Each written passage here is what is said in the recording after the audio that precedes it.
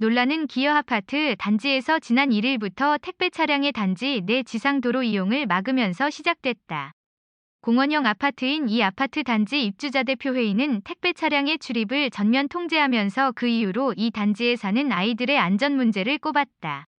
입주자 대표회의는 아파트 단지에 택배 배송을 하려면 택배 기사들이 손수레로 각 세대까지 배송하거나 기존 택배 차량보다 짐칸 높이가 낮은 저상탑차를 이용해 지하 주차장으로 출입해야 한다고 통보했다.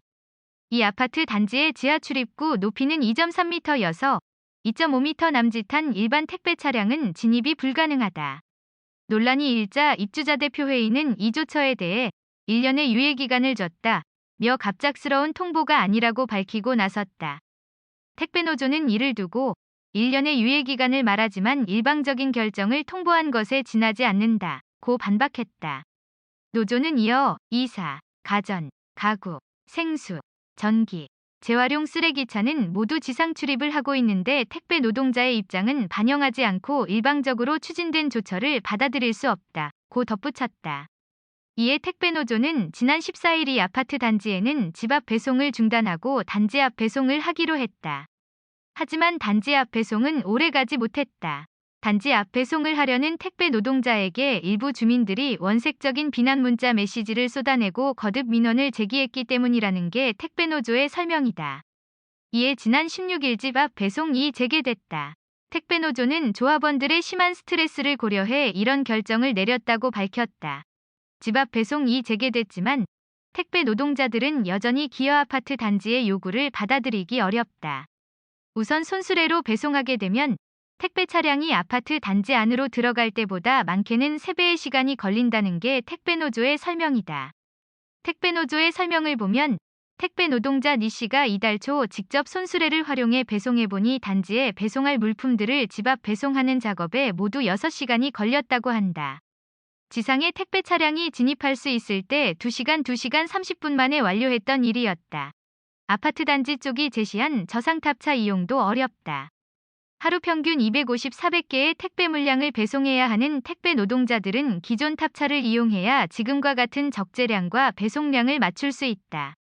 짐을 실을 공간이 좁은 저상탑차를 이용하면 배송지와 집합장을 오가야 하는 일이 추가로 발생해 동선과 노동시간이 길어진다. 차량 개조 때 드는 비용 부담도 문제다. 일반 탑차에서 저상탑차로 개조하기 위해서는 최소 200만 원가량이 소요되는 것으로 알려져 있다. 택배사는 이를 부담해주지 않고 입주민들이 이를 부담할 생각도 현재까지는 없다.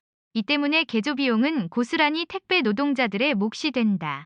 정원목 한국학중학연구원 교수, 인류학는 아파트에 택배 차량 출입 금지를 하고도 집 앞으로 택배를 배송받으면 주민들이 각자 혜택을 보는 것인데도 저상탑차 개조에 따른 비용을 각 기사들에게 전가하고 있는 것이다.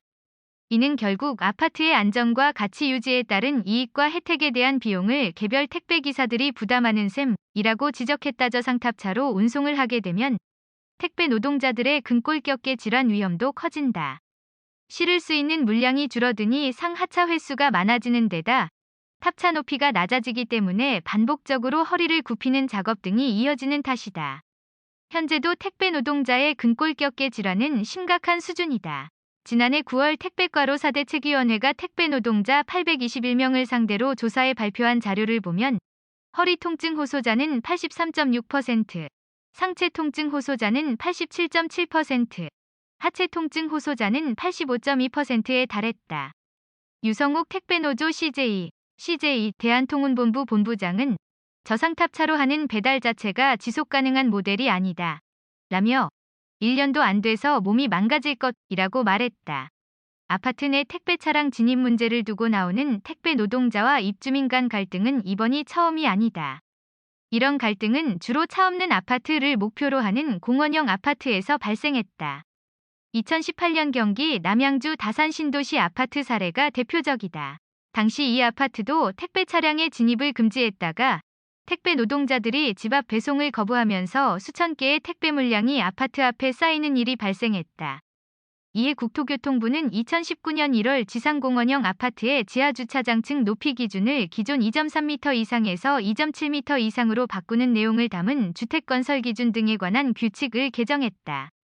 국토부는 이 규정을 입법 예고하며 단지 내 도로를 활용해 각 동으로 차량 접근이 불가능한 공동주택 단지에 대해서는 지하 주차장 층고를 택배 등 통상적인 단지 출입 차량의 높이를 고려하여 설계하도록 하기 위한 목적이라고 설명했다. 아파트 주민들이 택배를 집 앞 배송받기 위해서는 아파트 단지를 지을 때부터 일반적인 택배 차량이 출입할 수 있도록 설계해야 한다는 얘기다. 하지만 문제는 이 규정이 개정되기 전에 지어진 아파트들이다. 고덕동 기어 아파트 단지도 2016년 건설을 시작해 바뀐 규정을 적용받지 않는다. 택배노조는 지상 출입이 금지된 아파트가 이날 현재까지 179개로 집계됐다고 밝혔다. 고덕동 기어 아파트 단지와 같은 갈등의 불씨가 전국 곳곳에 남아있는 셈이다. 해법은 없을까? 만약 아파트 단지에서 계속 택배 차량 지상 진입 금지를 원한다면 대체 인력을 채용하는 방법이 있다. 고령층 일자리 창출 방안으로 꼽히는 실버 택배가 대표적이다. 고령층으로 구성된 노동자가 단지 앞까지 온 택배를 집 앞까지 배송하는 제도다. 이들의 임금은 정부와 지방자치단체, 택배사가 함께 지급하는 경우도 있고 입주자들이 자체 지급하는 경우도 있다.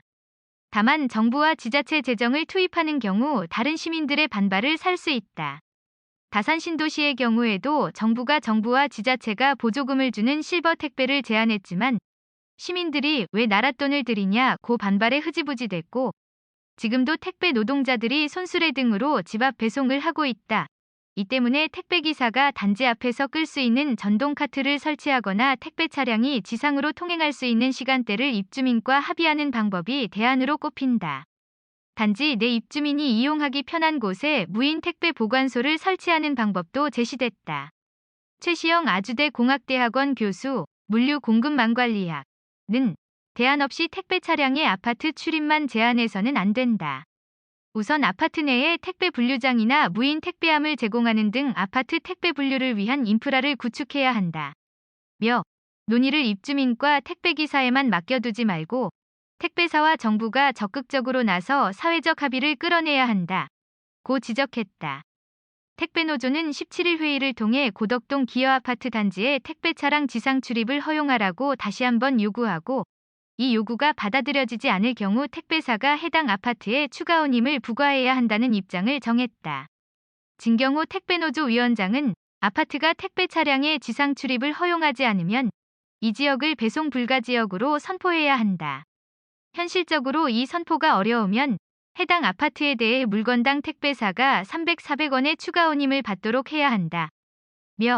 비용은 입주민들이 상당 부분 부담하고 택배사들도 얼마를 보태는 것이다. 이 요금을 통해 전동카트 등 대체 수단을 간구해야 한다.